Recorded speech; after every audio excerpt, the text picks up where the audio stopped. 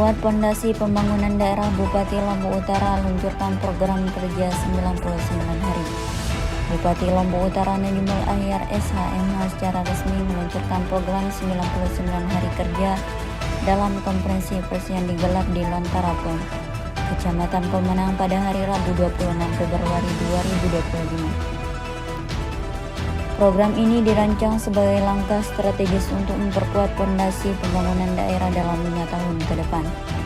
Dalam sambutannya, Bupati Lombok Utara Najmul Ahyar SHMH menyampaikan bahwa peluncuran program ini tidak dilakukan langsung bersamaan dengan pelantikannya sebagai bupati karena adanya agenda nasional yang harus diikuti. Program ini mencakup berbagai sektor utama, mulai dari pendidikan, kesejahteraan sosial, kesehatan, infrastruktur, ekonomi, komunikasi, hingga mitigasi bencana. Sejumlah kebijakan prioritas pun telah disusun untuk memastikan keberlanjutan pembangunan yang lebih inklusif dan merata. Kami ingin memastikan bahwa semua program ini bisa berjalan dengan baik dan memberikan manfaat nyata bagi masyarakat.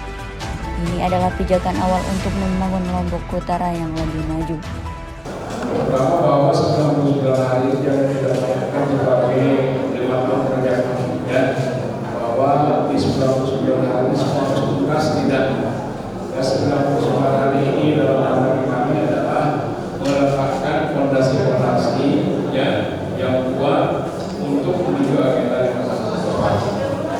Sudah perjalanannya nanti ada perbaikan, ada revisi dan sebagainya, dan tentu itu adalah satu hal yang kumulatif biasa.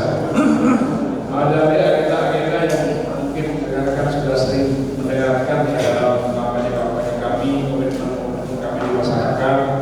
Maka di antara hal yang ingin kami lakukan di 99 hari yang saya katakan sebagai fondasi daripada kegiatan di tahun ke depan. Yang pertama itu adalah yang pembentukan tim kerja yang kuat, yang utuh, yang bagus. Nah, tim kerja ini diantaranya ya, karena kita akan mendorong berdirinya program di Lombok Utara, maka kami akan membentuk tim percepatan berdirinya program di Lombok Utara. Kemudian ada pembentukan tim perumus pendirian Islamic Center pada tadi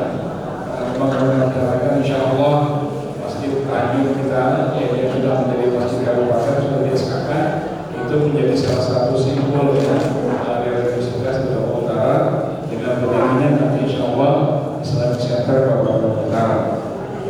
Kemudian pembentukan tim peningkatan kualitas dan perubahan status RSUD CKP. Ini dalam rangka agenda kita menambah satu lagi rumah sakit kita di Kabupaten Utara, yaitu meningkatkan status puskesmas yang ada di Bayan menjadi rumah sakit yang kedua di Kabupaten Utara. Kemudian menggunakan Pokja P3TB, program pengembangan pariwisata yang terintegrasi dan berkelanjutan Kabupaten Utara. Ini dalam rangka yang mempercepat pembangunan sektor pariwisata kita. Kemudian menggunakan Satgas tim percepatan penurunan angka kemiskinan. Ya, karena tadi sudah diberikan ya grafiknya bahwa kemiskinan kita menurun, tapi tentu agak mengalami perlambatan karena berbagai faktor, yang biasanya karena ada sebab kemudian COVID-19, nah sehingga pemulihan ekonomi ini harus yang dilakukan dengan cara yang melakukan percepatan, dan itu tidak bisa biasa-biasa saja. Kemudian berikutnya di sektor pendidikan, insya Allah program Sahabat Demo atau Sahabat Sirokau yang sudah pernah dilakukan dulu untuk melakukan organisasi kembali dalam rangka mengurangi angka rokok di Kabupaten Utara. Kemudian juga dari mahasiswa yang media mindset yang ingin melakukan pendidikannya di S2, S3 maupun S1, maka untuk memberikan dukungan itu bisa memudahkan karena kita di Lombok Utara, mudah-mudahan bisa mempercepat beasiswa melalui PDP. Kemudian penyediaan internet gratis di 10 titik area publik dalam rangka mendukung kreativitas pemuda. Salah satunya di Cafe Center ya, dalam bentuk bisnis secara online maupun kreativitas lain yang membutuhkan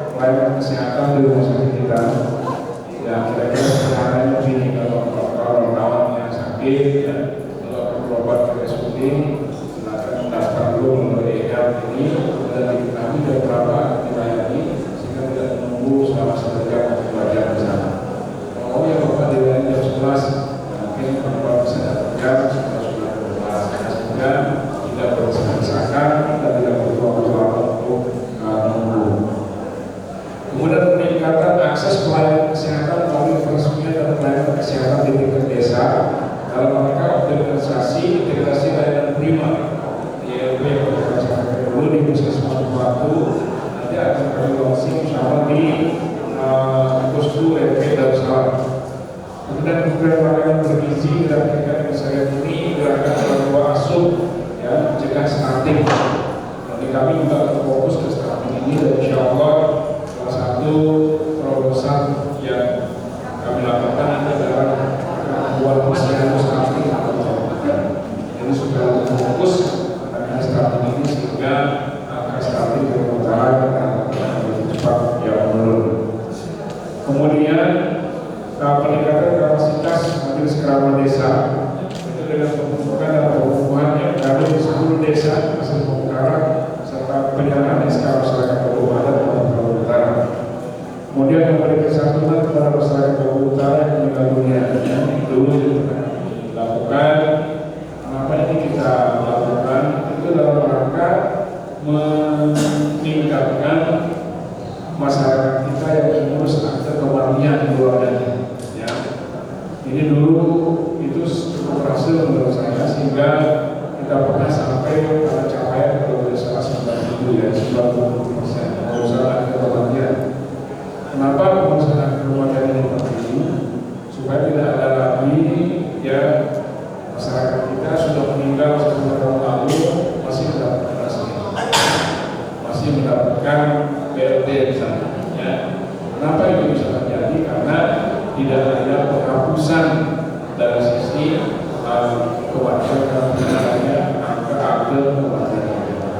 Ini juga dalam rangka merapikan data-data BPJS karena kita memberikan unit besar yang terakhir supaya jumlah data masyarakat yang kita daftarkan itu sesuai dengan jumlah yang ada.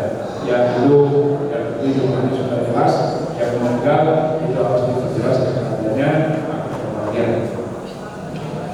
Kemudian meningkatkan kapasitas menjadi sebuah negara sudah rencana aksi kemiskinan di Lombok Utara, penyusunan rencana aksi kemiskinan di Lombok Utara sebagai pedoman bagi pemerintah daerah dalam merumuskan strategi agar kebijakan pelaksanaan penanggulangan kemiskinan.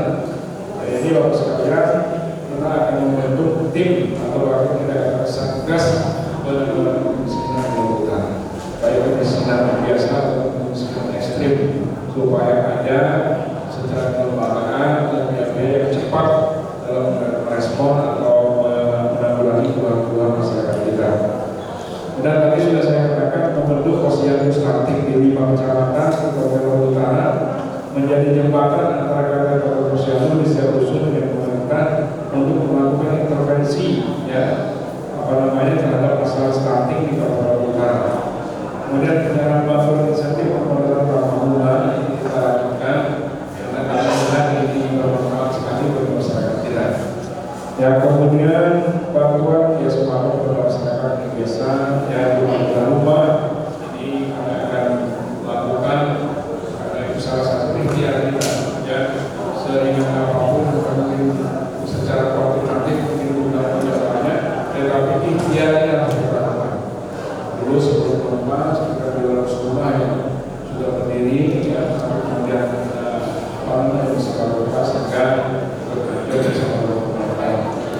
Program rumah ini adalah program pembangunan rumah tanpa menggunakan APBD.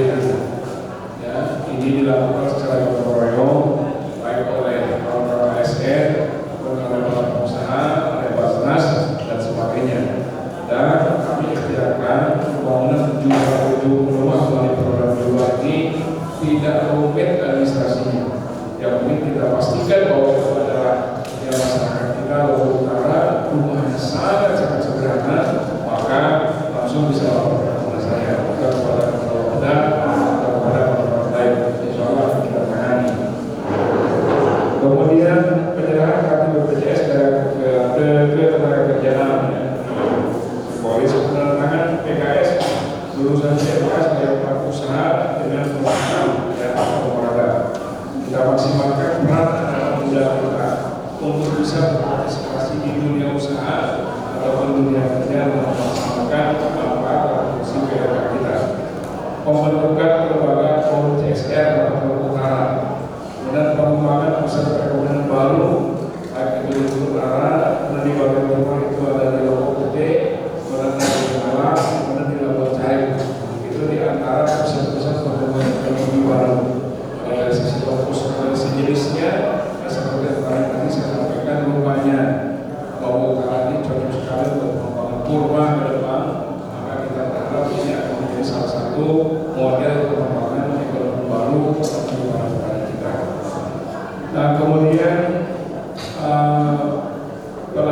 hilirisasi ya dengan melakukan pelatihan desain produksi pemasaran, sertifikat halal, sertifikat produk dan sebagainya kepada para UKM kita. Pengembangan pesertaan kultural dengan membuat MOU antara Pemda dengan para usaha untuk memberi hasil pertanian perkebunan di Kabupaten Utara. Peningkatan kualitas sumber daya manusia di sektor pariwisata, wonderful Lombok Utara yang membuat ciri khas pariwisata di semua sektor, baik itu kantor, ya, pasar, sekolah dan sebagainya. Jadi saya sampaikan tadi bahwa ya, kita ini menghadirkan suasana pariwisata ini di setiap tempat di Kabupaten Utara. Saya akan meminta nanti kantor selain menggunakan bahasa Indonesia, ya juga untuk menggunakan bahasa Inggris, ya, misalnya di SD, elementary school, Bayang, jadi sekolah dasar negeri 2 Bayang. Begitu orang membaca bahasa Inggrisnya, setidak-tidaknya ada rasa oh kita ini sedang membeli daerah pariwisata. Kantor-kantor pun seperti itu. Yang kedua juga desain gerbang dan sebagainya ini untuk menghadirkan nuansa bahwa Lombok Utara adalah daerah pariwisata, daerah budaya dan sebagainya. Kemudian pemekaran wilayah ya, kecamatan dan desa sebagai upaya percepatan pelayanan kepada masyarakat.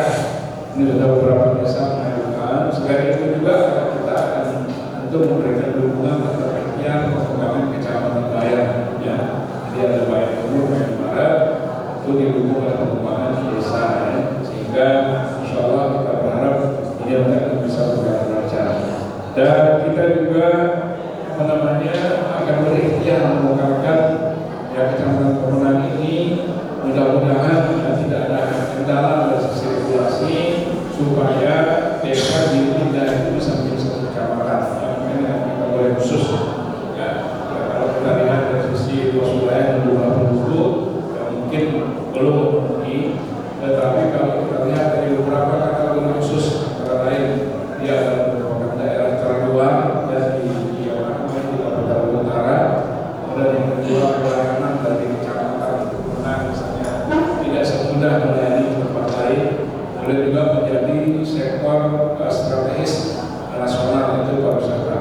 Ya, kita berharap apabila kecamatan Pemenang ini bisa kita berangkat, maka keamanan di sektor pariwisata kita akan bisa terjaga. Karena itu akan ada kapolsek, akan ada tim, dan rami dan sebagainya. Pelayanan kesehatan juga demikian, karena dengan sektor dia memiliki jabatan, maka mau tidak mau harus ada puskesmas, harus kita menambah pustu dan sebagainya. Pelayanan di bidang pendidikan harus ada pendidikannya, ya, dan sebagainya. Mudah-mudahan kita ini akan memberikan lebih nyaman dan sejahtera bagi masyarakat kita. Kemudian ya di kantor-kantor nanti akan kami minta supaya ada sinkronis semuanya dalam melayani kita kepada masyarakat. Kemudian ya pemberian santunan pemakai dari sudah, dan kemudian ada satu hal yang kita hadapi atau berjalan kita pikirkan, maka banyak proyek gagal di 3 itu karena standar satu harganya sama dengan di pinggir. Jadi kalau kita buat puskesmas di Pemenang dengan harga 300 juta, maka kita membuat di gigi air di Perawat kita 200 juta. Padahal dalam praktiknya tidak bisa seperti itu. Ya, kita melakukan semuanya di Pemenang dan melakukan di sini itu biayanya beda. Itu yang selama ini banyak buat proyek pemerintah di gigi air itu tidak mulus jalannya bahkan gagal. Salah satunya itu adalah harus ada perubahan standar sektor harga. Maka coba yang kita lakukan. Kemudian pelaksanaan musrembang yang sudah kita lakukan. Kemudian kita berharap ya sebelum musrembang ini nanti tentunya untuk berikutnya musrembang yang bersifat tematik ya, yaitu musrembang KPD, musrembang perempuan, musrembang penyandang disabilitas, musrembang anak, generasi milenial dan sebagainya. Untuk tahun akan 2026 insyaallah kita akan mulai cara yang sangat tematis. Kemudian optimalisasi peran desa tangguh bencana dalam melakukan evaluasi bencana juga melalui sekolah siaga bencana dan sebagainya. Penguatan kapasitas dan peran perempuan diberikan kepada pelatihan, pengembangan fasilitas publik ramah anak dan disabilitas di kantor-kantor pelayanan publik kita, pengembangan fasilitasi dalam bacaan kepada